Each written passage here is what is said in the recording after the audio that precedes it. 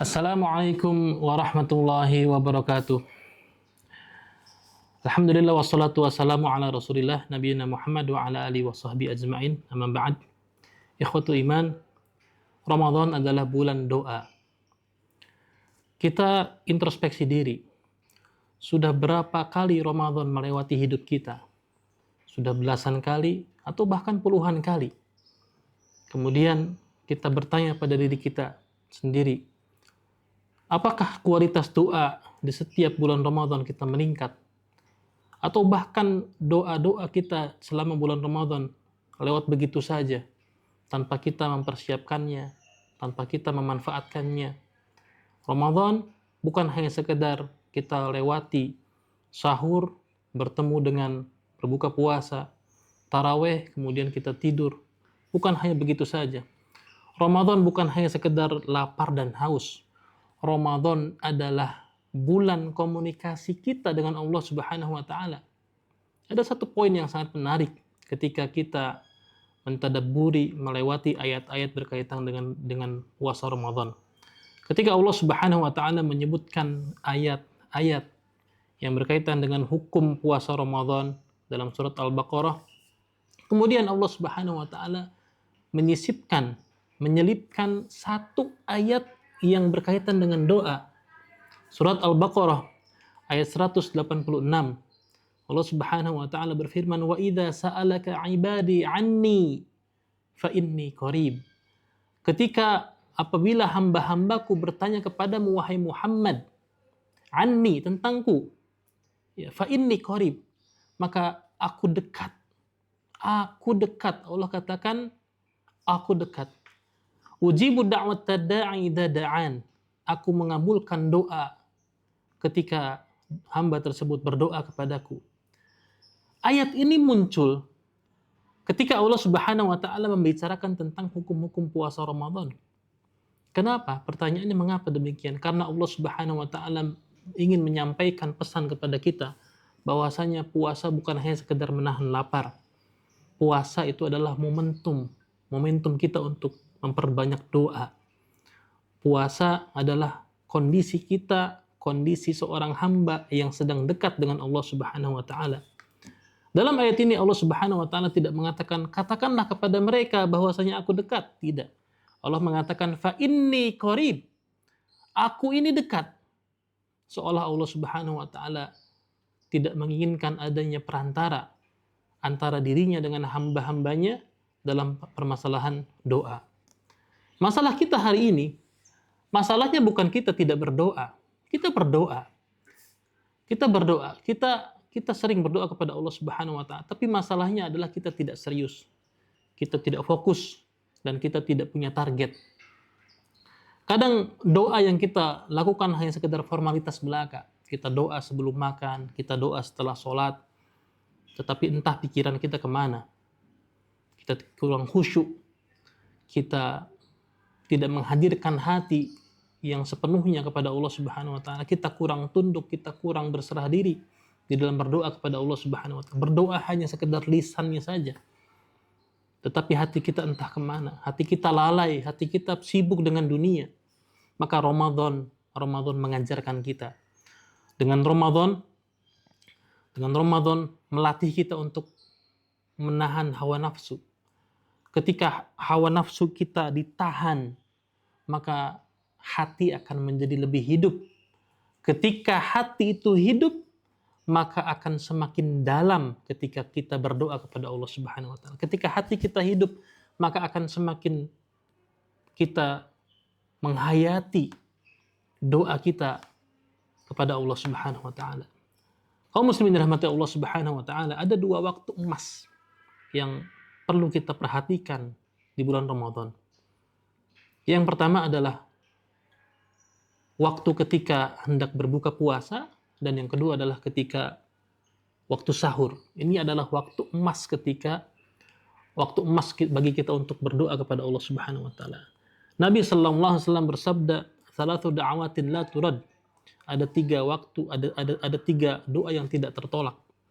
Salah satunya beliau mengatakan da'watus shaim hatta yuftir, yaitu doa orang yang sedang berpuasa hatta yuftir, sampai dia berbuka. Artinya apa? Artinya menjelang maghrib, saat tubuh mulai lemah, saat tenggorokan mulai sangat-sangat haus, ketika perut kita sedang keroncongan, menahan lapar, itulah momen emas. Tapi apa yang terjadi?